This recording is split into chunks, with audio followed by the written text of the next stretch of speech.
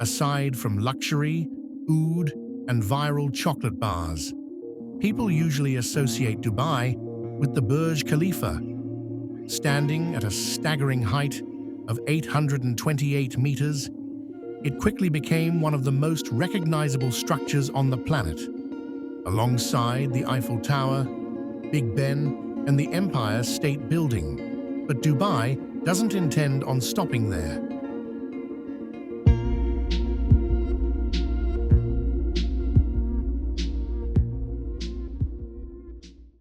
Dubai Creek Tower was set to become the tallest structure the world had ever seen, dwarfing even the mighty Burj Khalifa. Some said it would rise like a beacon, anchoring an entirely new downtown in the desert. Designed by a legendary architect, engineered with cutting-edge technology, and backed by a city that always builds big, would this be the next chapter in Dubai's skyline story? Years after it was first announced with fireworks and fanfare, the global pandemic forced construction delays and even a redesign. So, what actually happened? This is the story of a skyscraper that promised everything and still hasn't arrived. Ask any fan of futuristic architecture to name the world's most audacious cities, and Dubai will be on that list. With mega projects like Palm Jumeirah, the World Islands, and of course, the record-breaking Burj Khalifa, the Emirate has spent decades turning imagination into reality. And back in 2016, they announced what could have been the boldest idea yet: a skyscraper taller than anything the world had ever seen. A building that wouldn't just beat the Burj Khalifa's 828-meter record, but leave it in the dust. This was Dubai Creek Tower. It was the centerpiece of a sprawling new district called Dubai Creek Harbor, a massive waterfront development being delivered by Emaar, the same firm that brought the Burj Khalifa to life. Headed by Mohammed Alabar. It's human evolution. We all learn, get better, and we must go and do better things. And of course, I'm a developer, but I'm looking for value to enhance value for the real estate. Tribute, maybe I've done one, I can do one more. I would say the cables are going to support the building for us to basically stand and stay gorgeous. And the cable are almost like jewelry. They're going to be hanging from the building itself, and Calatrava have done a fabulous job. Plans for the tower included 360-degree observation decks, vertical gardens, VIP lounges, and views that would stretch all the way to the Persian Gulf. Unlike a traditional skyscraper, Dubai Creek Tower was designed as more of a tensile structure, supported by cables anchored to the ground. The idea was to create something that looked part building, part monument, and totally unlike anything else. The man behind the design?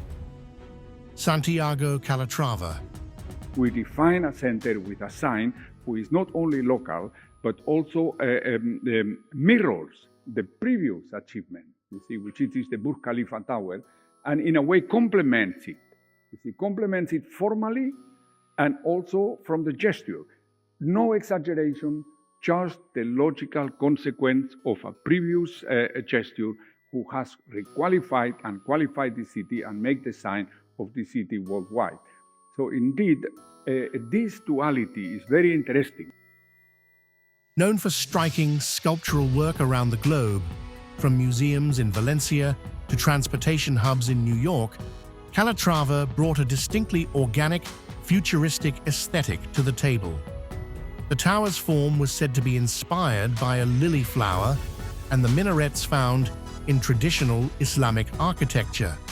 And it didn't just look iconic, it would have been a technical marvel too. Built on a deep, reinforced concrete foundation, the structure was meant to be stabilized with a vast network of steel cable stays anchored like a ship's mast. It would combine architectural drama with precise engineering, stretching over 1,300 meters into the sky.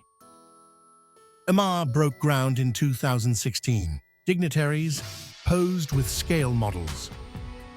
A massive excavation was carried out. The foundation was poured using over 145 barrette piles and more than 170,000 cubic meters of concrete. And then, silence. Fast forward to today, and the only thing standing on the site is a circular concrete base. No spire, no tower, no cables. So what happened to Dubai Creek Tower? Was it delayed, cancelled, put on ice? Well, it's complicated. See, construction was progressing in 2017 and 2018, but things started slowing down. By 2020, the project hit a wall, and that wall was the COVID-19 pandemic. Work paused, investment stalled, focus shifted. Then came rising construction costs, global supply chain issues, changing demand in the property market. In short, the world changed, and so did Dubai's priorities. But that's not all. Experts say another reason for the pause was the sheer cost of going taller than the Burj Khalifa. Building that high gets exponentially more expensive, and the commercial return often less than you'd think. Dr. Cristina Marcano, a structural engineering consultant, told Middle East Construction News that above 800 meters, you're building more for prestige than practicality. And when global markets are shaky, prestige projects are often the first to be shelved. That said, this tower isn't officially cancelled. Far from it. Emaar has stated that a new design is being considered. And in 2023, a tender went out for updated architectural concepts, suggesting the project could still rise, just not in its original form. Why change the design? Well, Calatrava's original vision was deeply tied to beating a height record.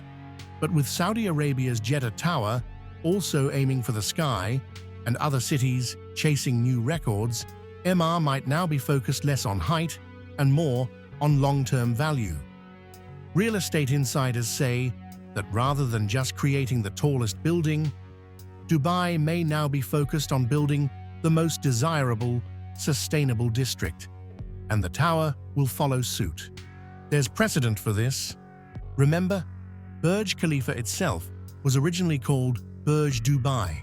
It was scaled back, redesigned, and renamed before finally opening in 2010.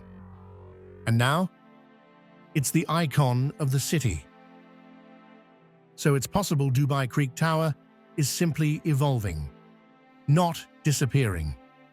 In fact, satellite images show that development in the surrounding Creek Harbor area is surging ahead.